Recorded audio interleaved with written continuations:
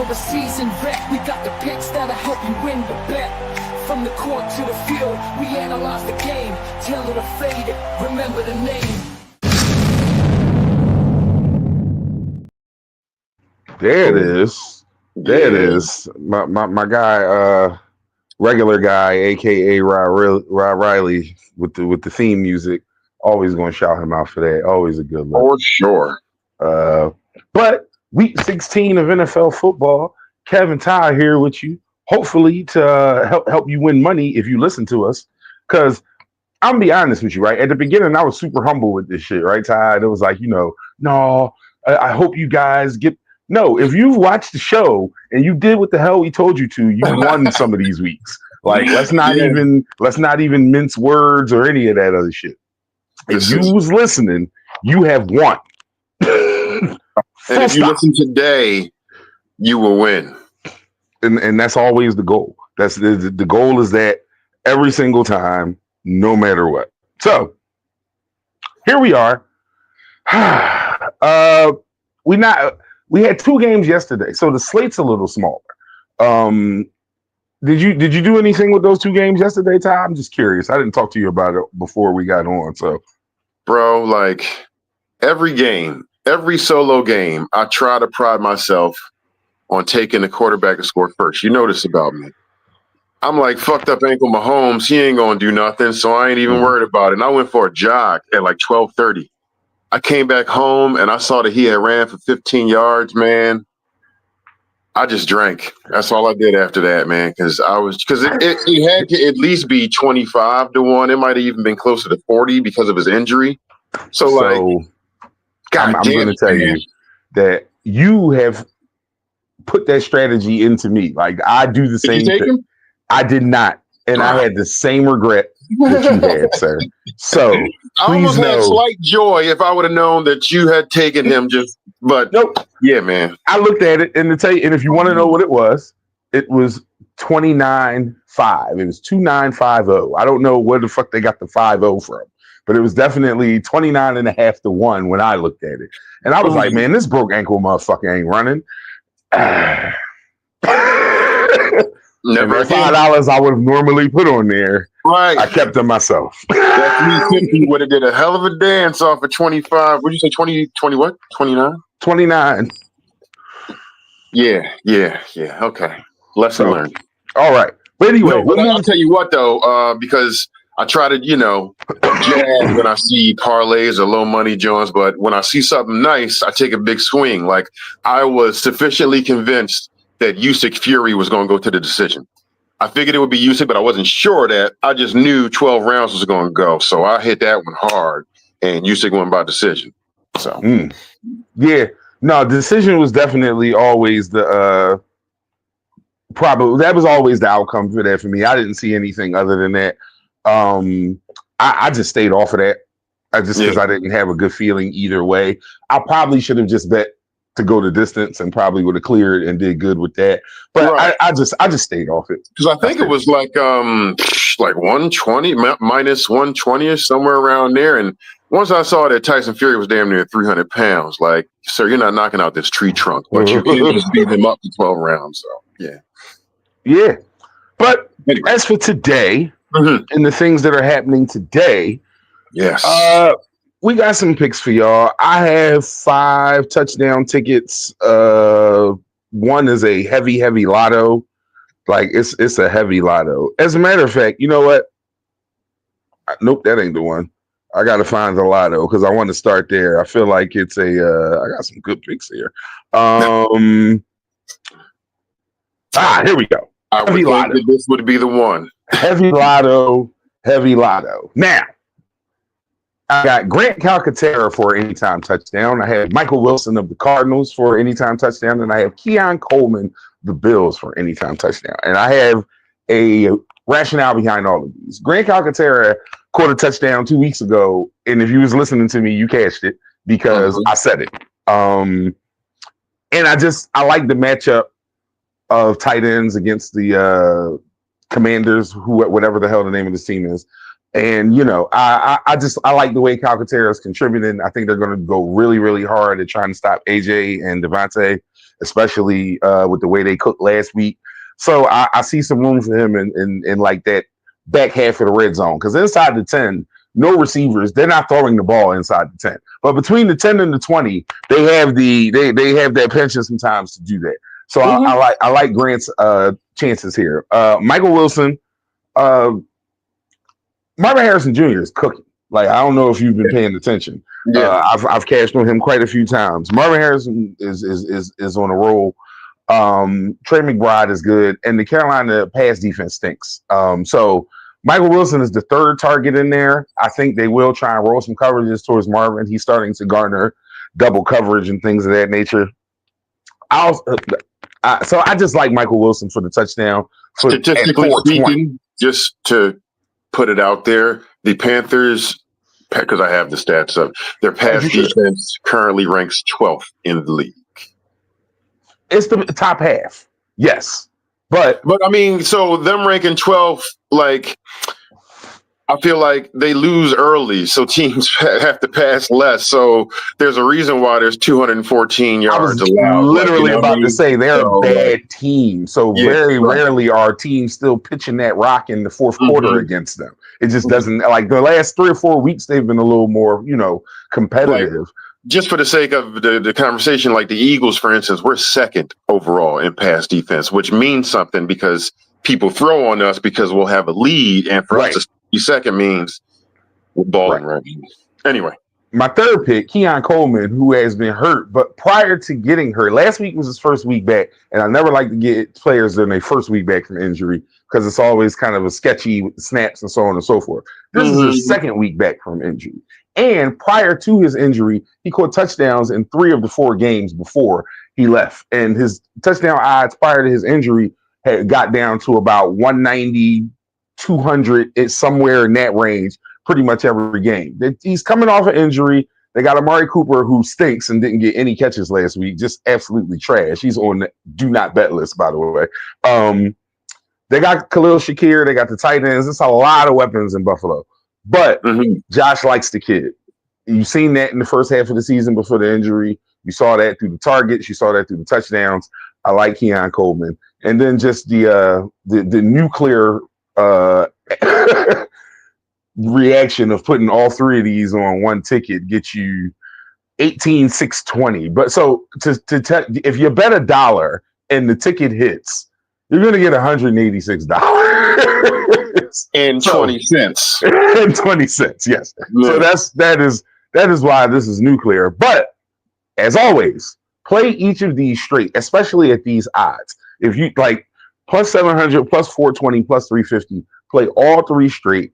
Put $1 on it. Put 50 cents on the whole parlay if you right. You do not have to get outrageously adventurous in that situation when such a small investment will grant you such a good return if it comes to it. Yeah, I mean, if we use the $10 principle, you would put odd probable.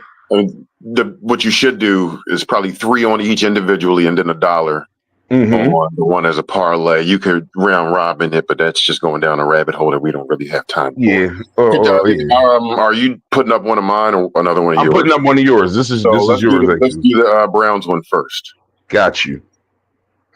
Here we are. The ticket of futility. Ty loves these. You already know. If we had the Undertaker gong queued up. So Jameis Winston was an interception machine, so they benched him for Dorian Thompson-Robinson. Dorian Thompson-Robinson started 3 games last year. His high yardage out of those 3 games was 165 yards. He played a little bit this season. He's never gotten over 100 yards passing. So, like, for them to put his line at a career high, like, I took this one individually and hit it heavy like I did that Usyk Fury thing. Like, I mean, in terms of I think it was minus 110 at 191.5. Like that's just begging for $50 or more to be done. So he will throw under that 191, which means there's going to be unders in terms of his receivers too. Now, I wouldn't go under on the receptions because he might throw to somebody a lot for like 4 yards here, 4 yards there, but if I suspect him to be under 100 yards, then he might have. It's not impossible that Jerry Jeudy goes over 60, but it's going to take a hell of an effort or one dope ass pass. And even if he goes for over 60, I still don't expect him to get minus 190. I mean, over 192 yards. So Elijah Moore is just a casualty of that. Like I would have did under all the way down, but I tried to show restraint. But I mean, if you showed me every receiver, why you consider the under? Yeah, but definitely if you don't do nothing else, the quarterback on the under, so this is one of those where also straights can come into play here. Like you take these three as the ticket for the plus 296. That's 3-1 basically. But also you take Dorian Thompson-Robinson under for the straight as well. Now, this would be. I don't know that I would take Jerry Jeudy. That 60 is just like you said. That's one funky ass play. Yeah, it can happen. Which is why, if you don't do nothing else, leave Jerry Jeudy and Elijah Moore out of it. Dorian Thompson-Robinson under 195 feels like if I have a lock on here, this would be it. Got you. Okay. All right, let's go to the home team ticket that you put together here, Ty. Let's see how you feeling about this one right here. I mean, so Washington ain't bad in terms of passing. They rank 5th overall in passing, but we have exceptional wide receivers. We do. And to counteract their 5th in passing, they are 28th against the run. So this is setting up an opportunity for Saquon to go ape shit. And when in doubt, we always are a push away from getting in the end zone. So Jalen Hurts for a touchdown. But I mean, the one time he don't do it and Saquon get hurt, then everybody gonna look like, why did he do the tush push? So you get it. Yeah, and I would have did Saquon over 100 here, but it'd just be my luck he gets 97, and I'd be furious.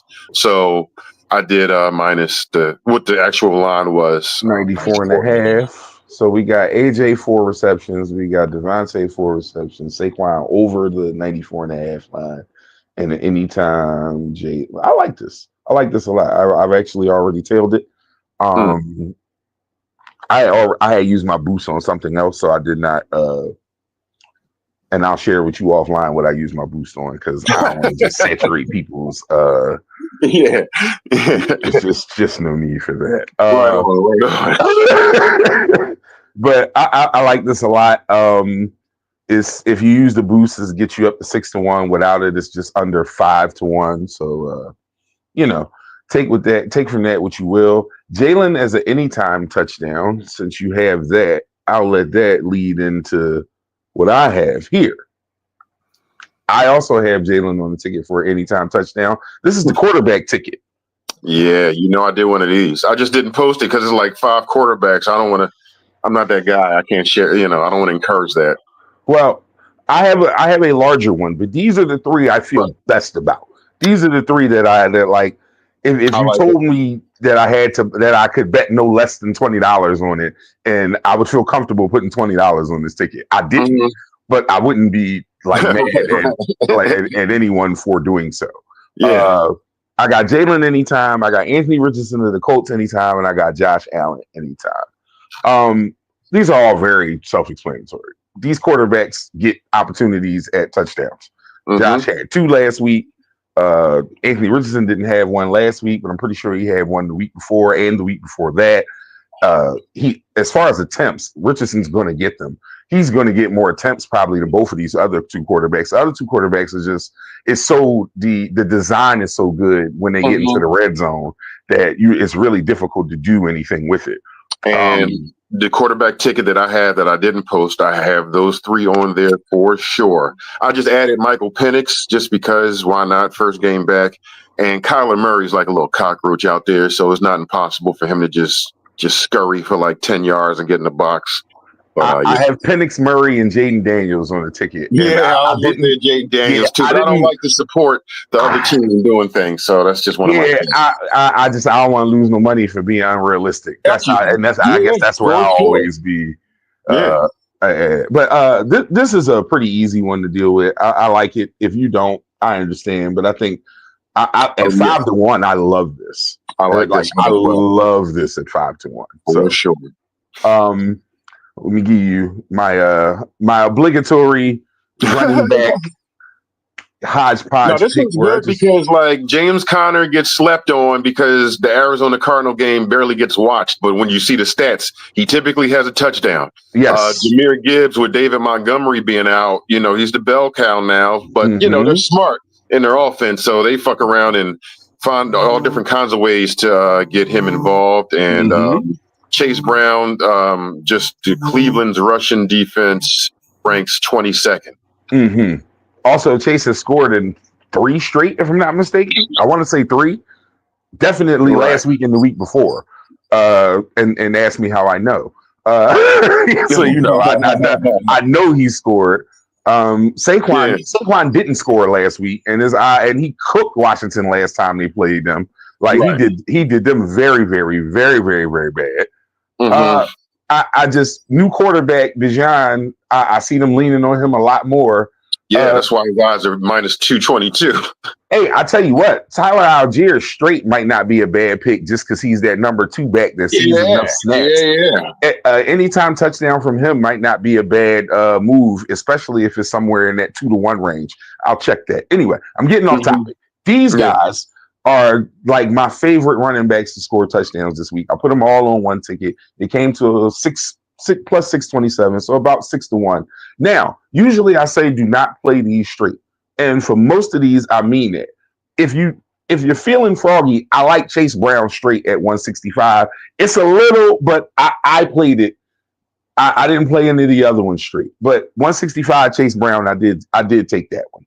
But so that's the only thing that differs from how I usually roll with those.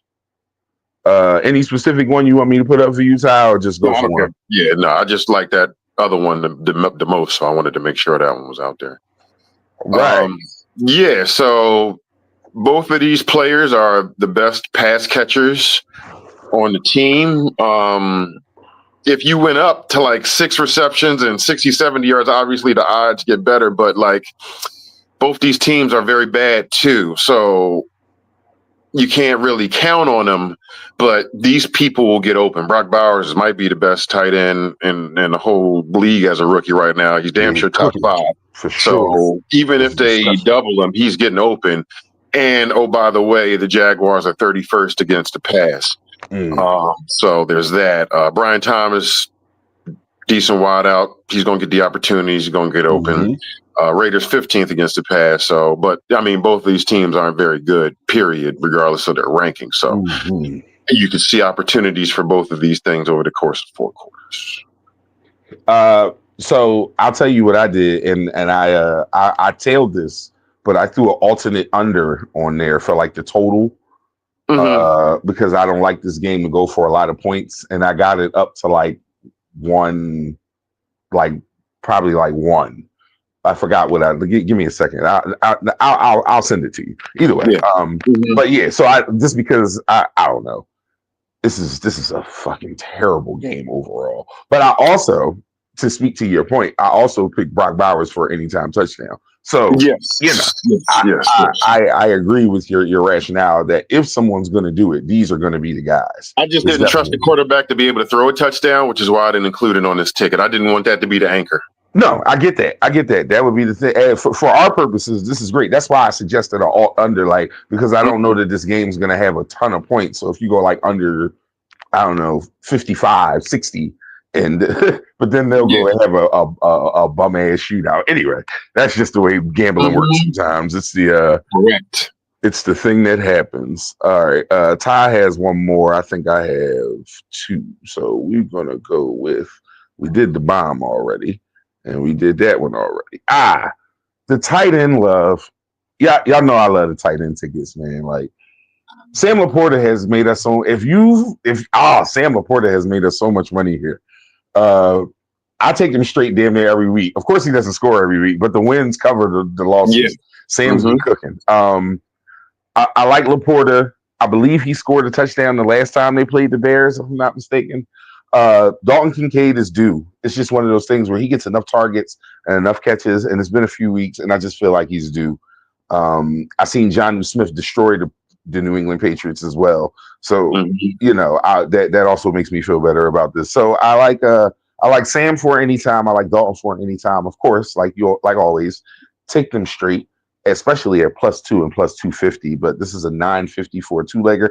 I almost got super greedy so I'll say out loud. I put together a tight end ticket. This is the ticket I gave y'all. Another ticket on my ledger has Sam Laporta, Dalton Kincaid, Brock Bowers, and Jonnu Smith all for touchdowns. It's insane. Don't do what I do.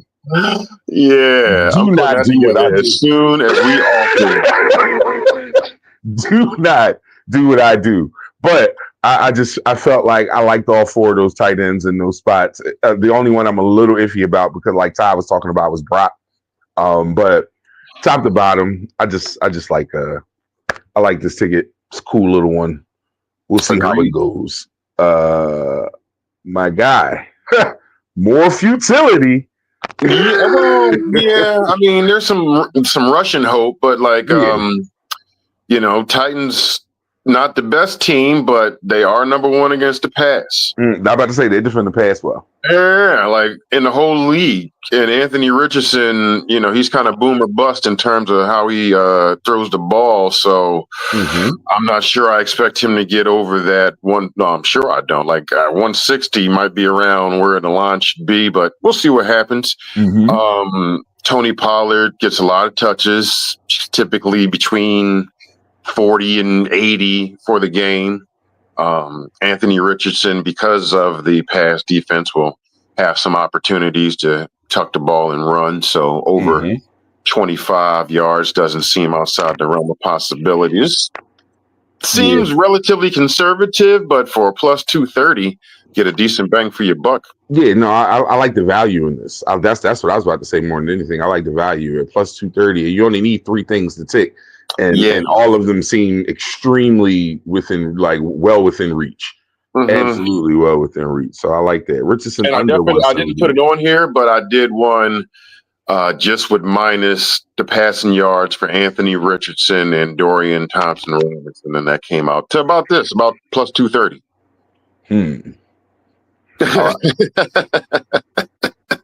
Yeah, you should definitely do that. I feel like I don't have a choice at this point. I'll be very honest with you. All right. Yeah. So we're almost done. We're going to get to this last one for me. This is my favorites. These are my three favorite touchdown spots from pass catchers in the whole league today. Yeah. I like Jamar Chase just because a Jamar Chase touchdown, it happens almost every other week. Them two motherfuckers is like simpatico. It's easy money over there. At -155, I was really surprised. I thought it would be worse. So yeah, Jamar Chase is just, and he didn't score last week. That's the other thing. Right. He didn't score last week. And if I'm not mistaken, Burrow still had 3 touchdown passes. Yes, he did. Right. He absolutely did, because I played that number straight last week, and I also played it again straight this week because it's like +112 last week too. Why the hell not, man?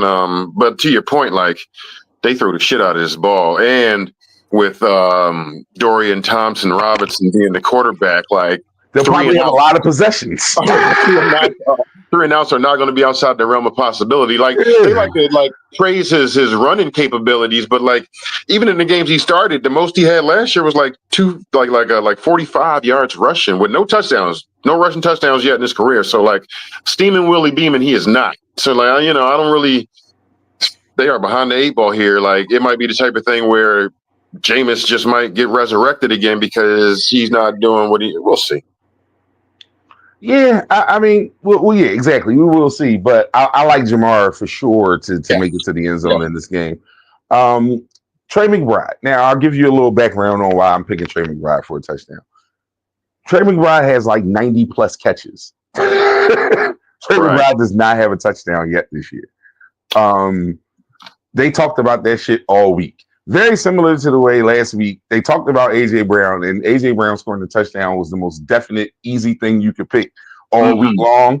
Trey McBride scoring a touchdown this week after all the attention him not scoring a touchdown has garnered is almost a guarantee. I'd be very, very surprised. The number was 145 earlier in the week. It's down to 115. I wish I would have took it at 145. But it is what it is. So I like Trey there. St. Brown. I'm on St. Brown. The Detroit defense is depleted, and they just going to have to score a lot of points. Like, even against the Bears, they're going to have to score. Like, the Bears almost beat them last time. It's dumb cold. That's a dome team. It's going to be a rough game, but St. Brown's a dog.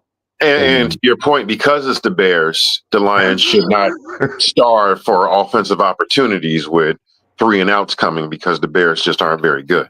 Yeah. No, I tell you what, though, one of those receivers catches a touchdown every single week. Like, I've rotated between the Duzay, Moore, and Allen, and hit on like this. It's DJ Moore's turn this week. I haven't put the bet in yet. Keenan Allen got me last week. Odunze got me the week before. DJ Moore got me the week before that. Like 3 weeks in a row, they cooked for me. I'm just guessing right at this point, though. I mean, they have the talent. You're not wrong. It's just all 11 together. They stink. Working for them. Yeah, they stink as a unit for sure. Yeah. They definitely stink as a unit. But I like all 3 of these spots a lot, and the fact that when you put the 3 of them together, it comes to 607.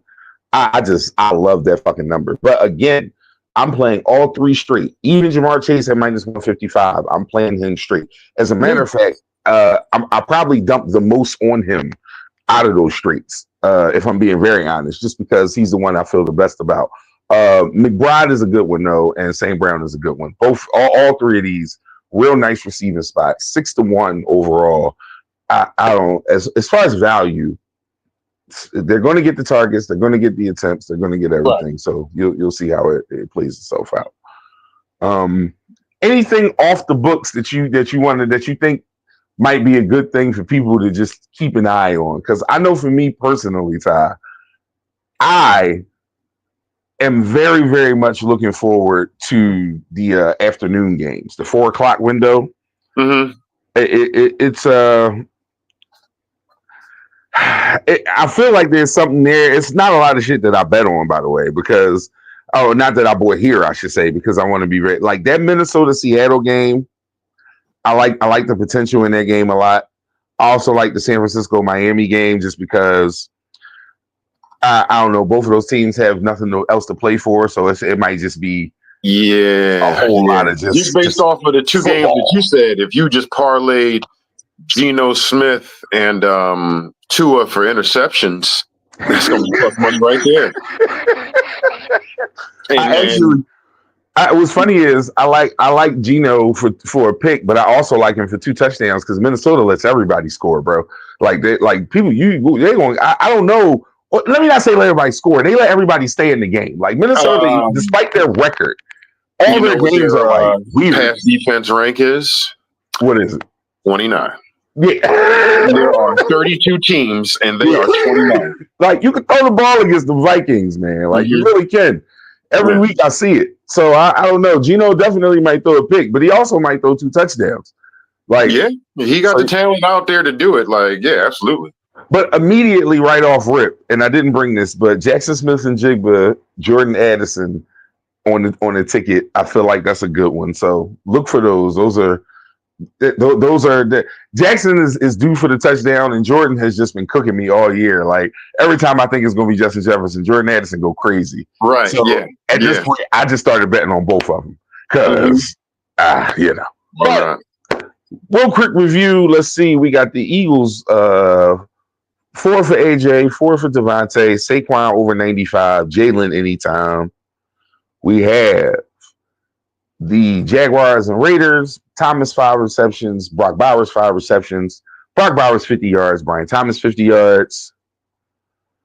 Anthony Richardson in the Titans-Colts game. Anthony Richardson, quarterback for the Colts, under 178.5. Tony Pollard over 50 yards rushing. Anthony Richardson over 25 yards rushing.